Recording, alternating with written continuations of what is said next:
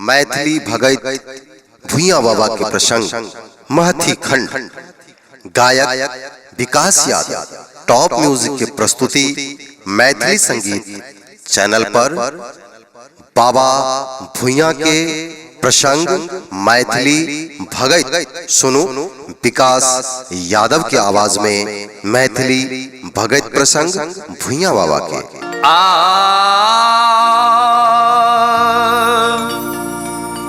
प्रेम से बोल दे बाबा भुइयां महाराज की जय। हे मैया गहील भगवती महारानी की, संत बाबा कारू खिरहर की जय। मैया कमला भगवती महारानी की। श्रोता भगवान सब आए बाबा भुइयां के इस सुंदर सन भगत प्रसंग महती के खंड सुनाबो के लेल जा रहल छी जे बाबा भुइयां भूत जोनी के छोड़ के और केना महती गांव में धन्नू बाबू के भगत बनाबो के लेल गेलखिन। सबसे पहले बाबा भुइयां के एड्रेस पता अपने सब बुझ लिया। हमर बाबा भुइयां सरकार सहरसा डिस्ट्रिक्ट में गढ़िया गांव के रह वाला छथि। आ बाबा भुइयां में सती कोयला के कोइक से तीन भाई के भैयारी जन्म लेलखिन गढ़िया गांव में। दादा पूरन के जान सरकार बड़का के नाम खेदू, छोटका भैया के नाम आनंदी, आ मझला भैया के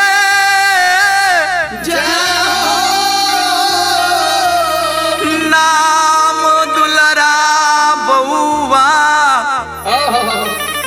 भुइयां बाबा लागी।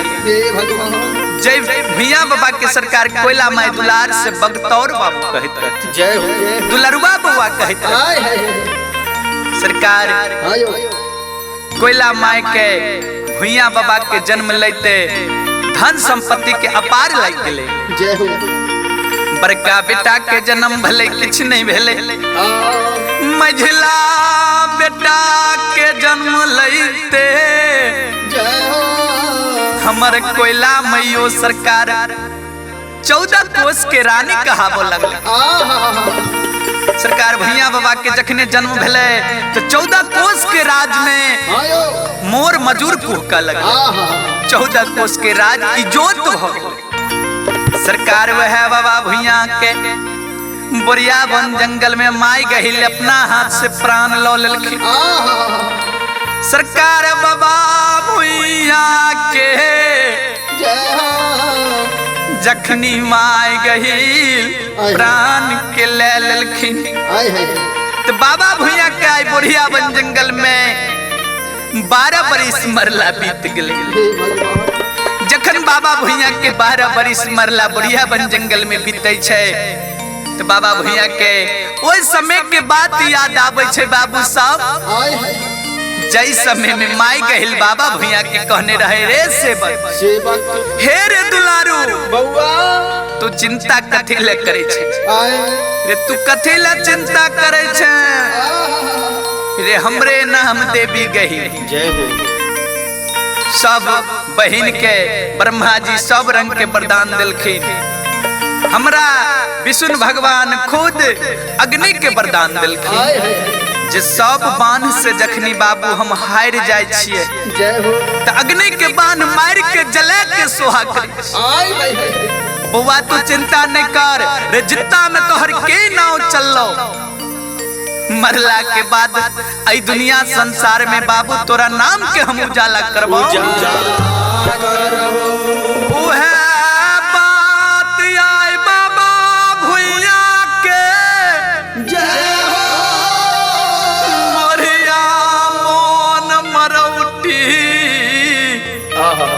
स्थान पर आई बच्चे की गे माई गहिल के भर ले जवानी में माई तू हमरा मार के भूत बने दिले, लेकिन के हम तू छल लिया बेमनिया गोसाई भे गेले। ए माई गही जे कहियो गे माई गही लगे जय हो सपनों रूप में हमरा तू दर्शन नहीं दिलेंगे माई गही। ए माई गही बाबा भैया माई गही के सुमरन करे छे कि गे माई गही मैया आ गए का ता गए आज के हम पैसा लगे गई इलमा हाँ के पैस गले दारो कभी के गेला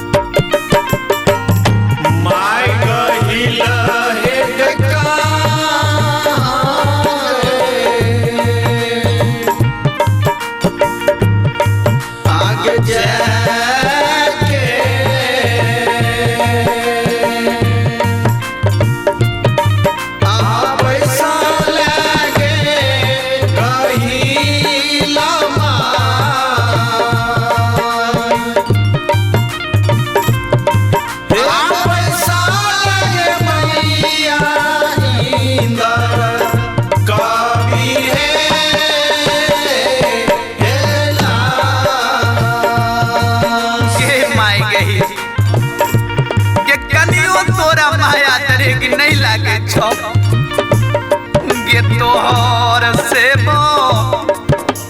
माई गही लाई भूत जोनी में तोरा सुमरन कह रहलो ये सरकार बाबा भैया कान कान के माई गही कहे छे गे माई गही आगे चला दी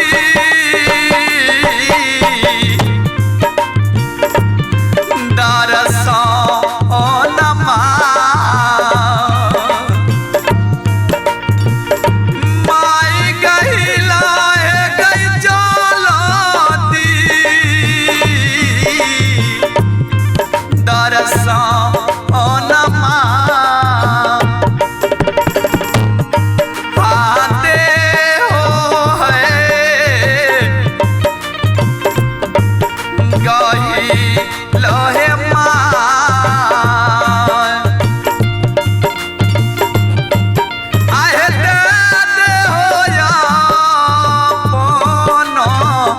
सेवक के हे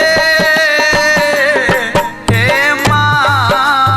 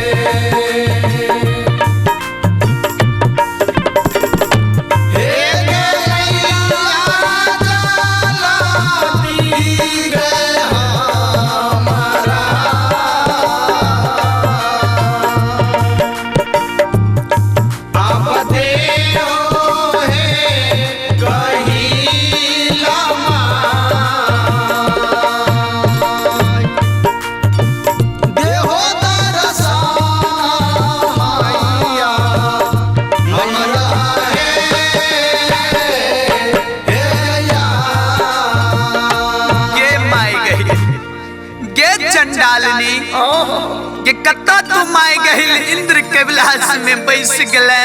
हे भगवान आय तोहर सेवक तोरा सुमरन कह रहल छो, तू नहीं सुनै छै गे माय गहिल। आय हाय सरकार बाबा भुइया के जय हो सुमरन बिना से इंद्र के विलास डोल गले। सब देवी देवता के आसन विमान डोला लगले। हे भगवान बाबा भुइया के सुमरन से जखने इंद्र के विलास नरपुर सरपुर इंद्र के विलास तीनों पुर डगमग डोल गले। सब देवी देवता अपना अपना ध्यान में देखे छथिन। हे भगवान कौन से बक्के हन सुंदर बिलाप है, के से बकाय तन मन धन सो सुमरन केलके से इंद्र के विलास तीनों डगमग डोल गले। हे भगवान सब देवी देवता अपना अपना ध्यान में देखे। सरकार कोनो देवी देवता के जय हो इस सुमरन बिने ध्यान में नहीं अले। ताही बगल में माय गहिल से हो बैठल रहे। जय हो माय गहिल जो अपना ध्यान में देखे है। हे यो बाबू भैया सब, हे यो श्रोता भगवान सब, भगवान तो माय गहिल देख लल के जे हमर से बकबुआ बख्तर बोरिया बन मरौटी स्थान से सिमरन कैल। माय गहिल के बउआ बख्तर के सिमरन देखने कैलाश में बर्दाश्त नहीं। माय गहिल सरकार तुरंते हवा के रोक के रथ निर्माण करैया। जय हो आ सरकार रथ के निर्माण के नीचा धरती ऊपर माय गहिल आसमान छोड़ दिल के। जय हो आहो बीचे हो आयो बीचे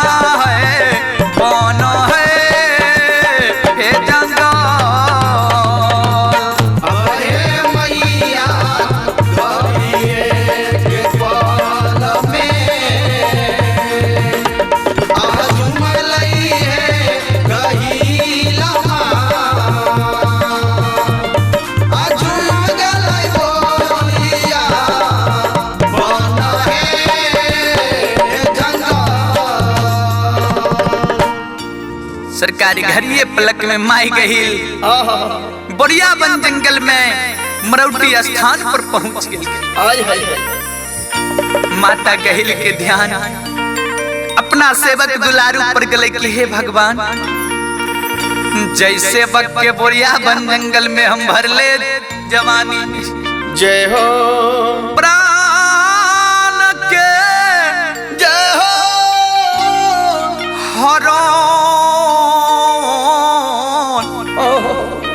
कह लिए भगवान से सेवक आए बोरिया बन मरौटी स्थान में हमरा सुमरन कह के सोच रहे हे भगवान कहे छे हे रे दुलारू हे रे सेवक रे तोरा घर के गोसा है रे माता गहिल तोरा सिरहन में बैठल छो आ तू सुतल छे। माई गहिल बोलखिन उनका बोली के कोनो सुनबाए भैया बाबा के हे नींद में सुतलिए बाबा भैया ढेर नींद में सुतल छल। माई गहिल जखने बुझ गले कि बख्तर से बक ढेर नींद में सुतल छ।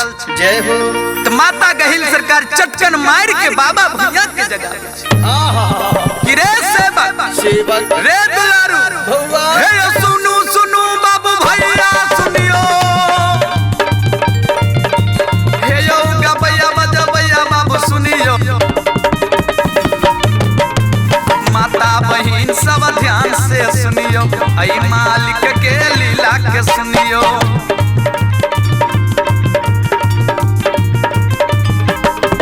बाबा भैया माई गहिल बाबा भैया के चटकन मारी के जगावे छे कि रे दुलारू हे रे सेवक हे रे बाबा अरे के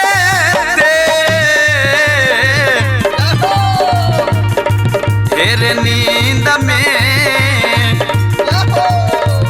हाँ सुतल रे दुलारुबा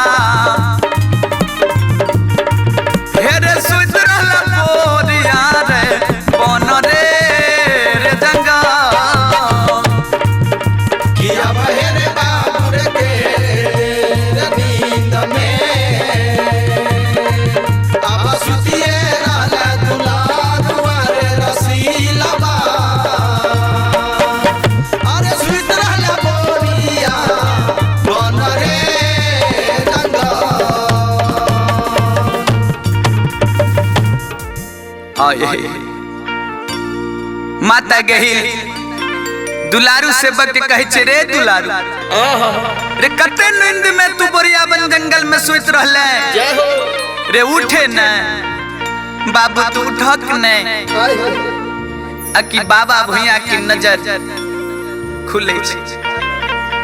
बाबा भैया जय हो के नजर खुल गेलैयो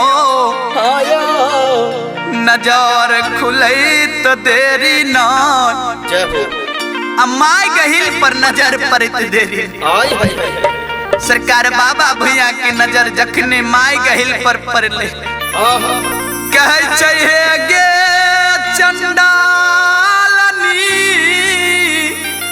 मैया गए छलनिया गे जोगिनिया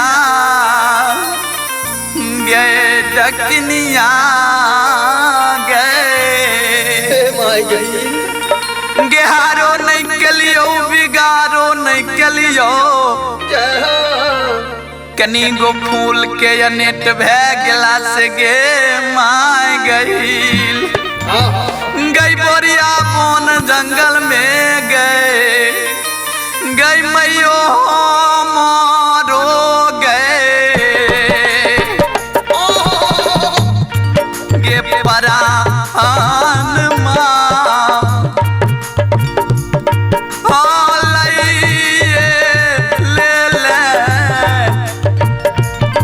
चन डालनी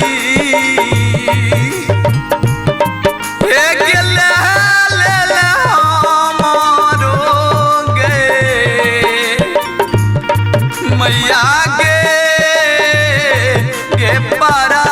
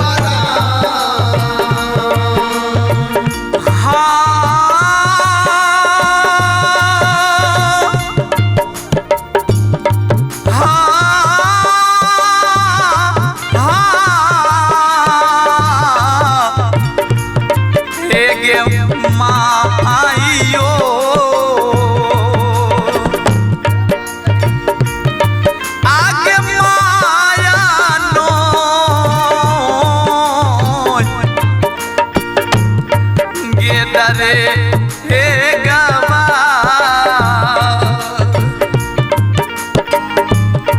हो लगा लोगे गे गही लम्माय हे गे नहीं लगलो तोरा गे मैया गे हे गे माय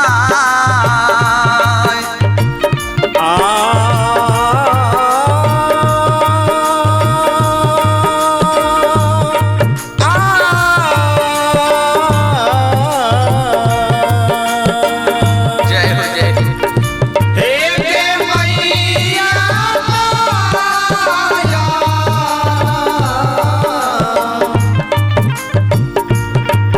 तारे गवा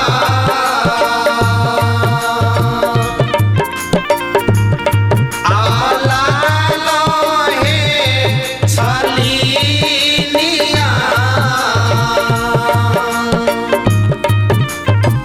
आला गला मैया तोरा आवे या हे गे माय कनिए गो फूल के नेट भेला से मैया तू हमरा बुढ़ियावन में प्राण ले ले तोरा माया दया नहीं लागी कहे छे हे रे सुगा रे विधना के लिखल है दुनिया संसार में क्यों नहीं मिटे वाला बाबू तू चिंता कथिल करे छे रे मरतो काल कहने छलियो ने कि बाबू तू घबरावे नहीं रे जितना में तोहर नाम की चल लो ऐ गहिल गोसैया के कृपा तोरा पर छो मरल में बाबू तोहर नाम चल दुनिया संसार में कल के हे गे माय हम बुझलियो हमरा मरला में तू नाम के चलेबे कहिया चलेबे कल के बाबू पहले तू ई ने कह कि तू हमरा अखन सुमरन कथी लेके ले लकलहो बाबा भुइया जय हो सरकार माय गहिल के आया कहे छे हे गे माय गहिल माय हे गहे गे डकनिया हे गे चंडाली आए हमरा मरला बुढ़िया बन जंगल में 12 बरिस गे माय गहिल बीत गेलो गे आई भूत जोनी में मैया हम यही दुनिया संसार में भ्रमण करे छियो से माय गहिल गे आई भूत जोनी में मैया अब हमरा मोन दिल नहीं लागे छै। गे माय आई भूत जोनी में माय अब हम नहीं रहबो नहीं रहबो कहल के दुलारू तू भूत जोनी में नहीं रहबा तो कौन जोनी में रहबा कल के गे माय गई गे अपना हाथ से जय हो कोनो बालक पजियार दुनिया संसार में तू हमरा खोज आय है गे वही बालक के जय हो अंग में गे गहिल माय हम खेलैबे खेलैबे गामे गामे खुट्टे खुट्टे गहिल भैया के पूजा लेबे दुनिया संसार में हम घूमबे फिरबे जय हो तब हमरा मन दिल लाग तो अब भूत जोनी में माय हमरा मन दिल नहीं लाग नहीं लागे क्या माता गहिल कल के बाबू हां हां तोरा बालक पजियार चाहे हां हां कल के हाँ गे माय हमरा आबै भूत जोनी में मैया मन दिल नहीं लागे नहीं लागे कल के हेरे सुगा जय हो अपने हाथ से अपने से दुनिया संसार में बाबू खोज के कोनो बालक के टेबले कैन को ले आ जय बालक के तू टेबल भी तई बालक के हमर काम से गंगा बेतौना से सतबंधन करे के लेना जय हो तोहर भगवत पजियार बने नहीं तू अपने हाथ से खोज ले खोज ले बउआ आके भुइया बाबा जय हो माय गहिल के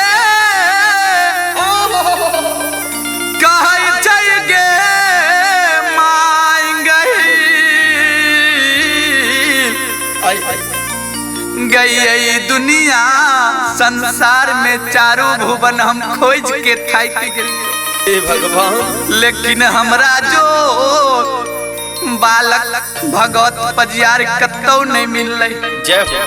कल के बाबू तू कत्तो कत्तो खोजले, कल के हे गे माई गहिल गे पूरब राज पुरनिया खोजलियो, पश्चिम दिल्ली मुल्तान खोजलियो, दक्षिण मैया गंगा के पार मग्गा मुंगेर खोजलियो, अब उत्तर के माई गहिल भीतरी नेपाल तक खोजलियो, लेकिन काताहू गए आना ही हम मिला ले गए गही लमा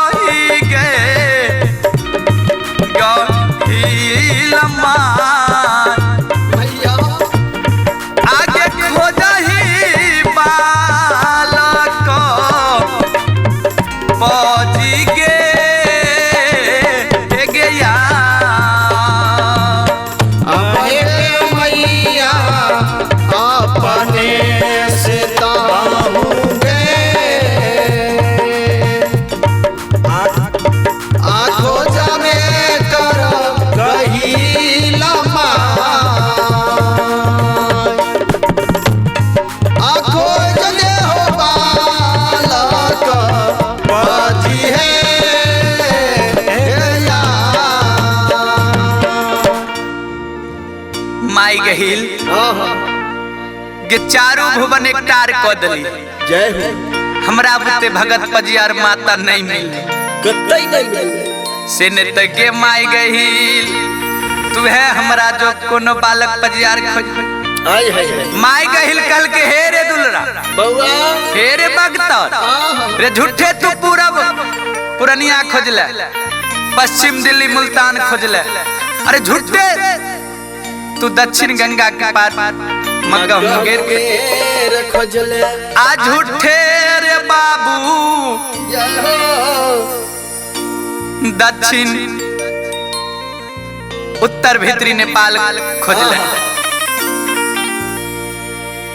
कल के माई गहिल हम झूठे खोजले, आय है कल के हाथ तू झूठे खोजले। जय हो। रे बउआ कनिए दूर में तोहर भगवत पजियार आय है लगे कल के माई गहिल गे लगे में कत्तो छे हमरा जो भगत पजियार से कनी हमरा कहि के सुनाबो, लेकिन सरकार भैया बाबा झूठ बोलल छलखिन।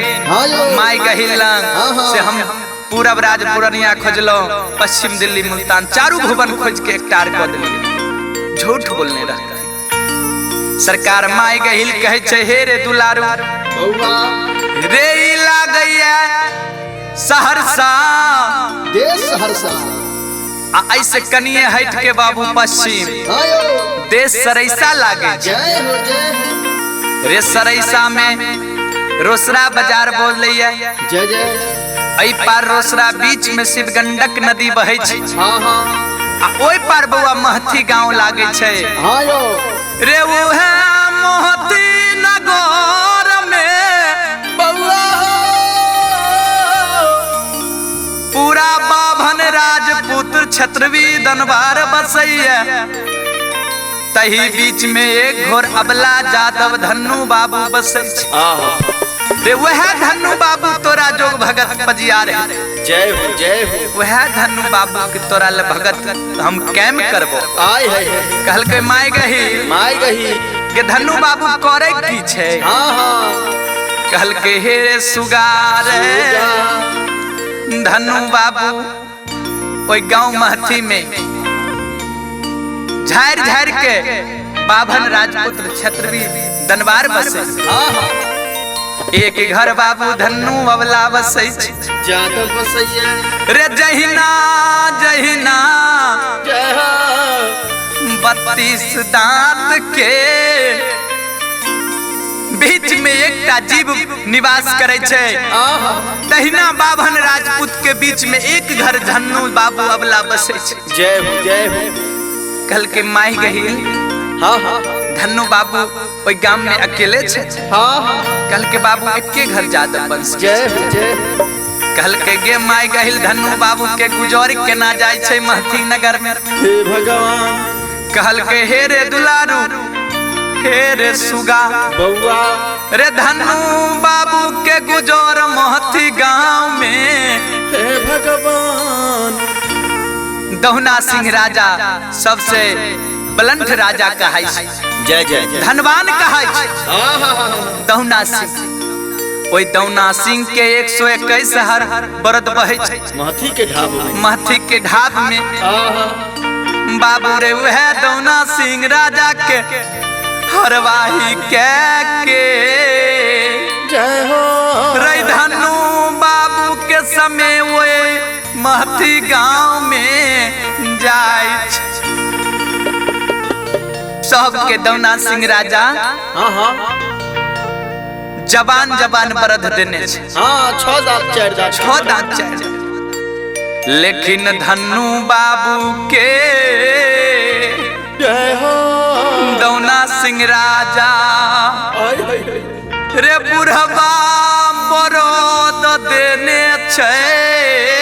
हे भगवान जय बरद के धन्नु बाबू हरदम नेंगरी के ऐठ ऐठ के आहा हरवाही महती के ढाब में कर। हे भगवान आ बाबू बरद तो बूढ़ छेबे कर लेकिन 120 हर से पहले धन्नु बाबू के हर बहे आहा हो तेकरा पीछे 120 हो बही रहलैया धन्नु बाबू महती के ढाब में जोते छे। आहा हे भगवान बाबू भैया सब माता बहन सब भैया बाबा ई बचन जखन सुनै छी आहा कहै छे माय गही हम नहीं जेब आहा हम नहीं जेब महती धन्नु बाबू के भगत बनबे। हे भगवान कहल के की भेलो कहल के गे माय गही मैया गे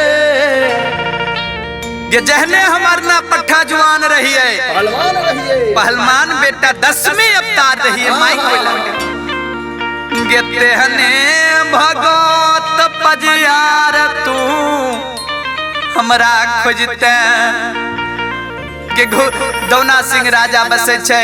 बाभन राजपूत के गांव छिए। एक घर मात्र धन्नु छे ओहो में अबला छे। जय हो जय हो गे तोरा पर हमरा गे छलनिया विश्वास नहीं होइया। हाँ हाँ गे किन साथ हम धन्नु बाबू के भगत कैम के लबे जय हो तब ओइ महती गांव में धन्नु बाबू के क्यों वैल्यू नहीं देते मोजर नहीं देते मोजर नहीं देते। कहते हैं अबला रहे धन्नु 7 दिन पर नहाय छले अदवना सिंह राजा के चरवाही करे छले से धनु के ना भगत भए गेले बाबू सब ई धनु के ना भगत भए गेले हो माय गहिल कहै छै हे रे बौआ हाँ हाँ दुलारू हाँ रे पहलवान तू खोजब पहलवान उन्ना नहीं होइ छै ये पहलवान भेलो से भगत नहीं होइ छै पहलवान ओ कर नहीं ओकर मोजर नहीं रे हृदय के पहलवानी होबा के चाहिए धनु बाबू बहुत आत्मा के बाबू पवित्र छै जय हो आत्मा के शुद्ध छै तू पहले धनु बाबू से मिल के तो देखे हाँ हाँ तब न धनु बाबू के बात तू बुझबही जय हो कल के माय गहिल उन्ना हम नहीं जब तू हमरा संग सत कर ते के बाद हम जब कल के सत रे मैं बेटा में की सत होइ छै आ जौ तोहर इच्छा भए गेलो गहिल मैं हमरा संगे सत करे ते एक सत दोसर सत्र ब्रह्मा विष्णु सत तोहर कहल नहीं करी तो 80 कोस नरक में गिरी नरक कहल के चल गे माय गहिल आप तू हमरा लेके चले हाँ कहल के चलो माय गहिल सरकार अपना रथ विमान पर भुइया बाबा के पजरा लगा के बैसा लेलखिन जय हो आ माय गहिल ऊपर धर नीचा धरते ऊपर आसमान हे यो बीचे जहाँ बीचे माय गहिल हे गे बीचे हे गे बीचे जहाँ अब रथवा उरैने कही इलमा हे ये चैल देलखिन माथिए देसाये हे ये राज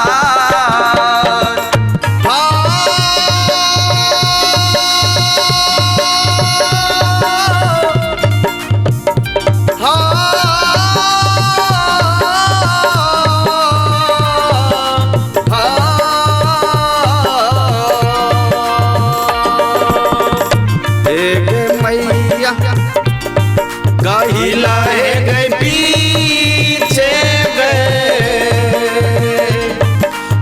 पीछे आरथ बाबू रैने गहिला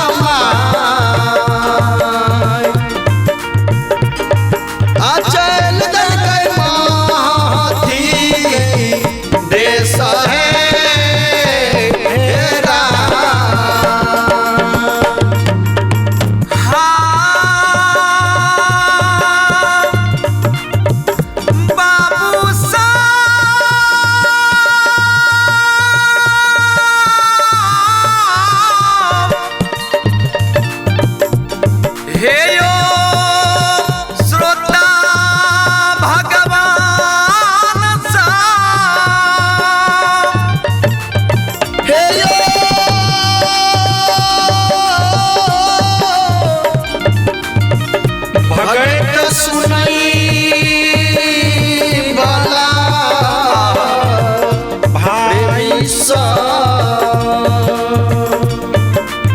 सरकार माय गहिल नीचा धरती ऊपर आसमान छोड़ने है बीच माय गहिल रथ के उड़ा देलखिन रथ उड़ा रहलखिन ये माय गहिल आयो घरी हे यो पल में अब जुमालयो गहिल माय हे यो जुहिम गेलै गांडक नदी के किनार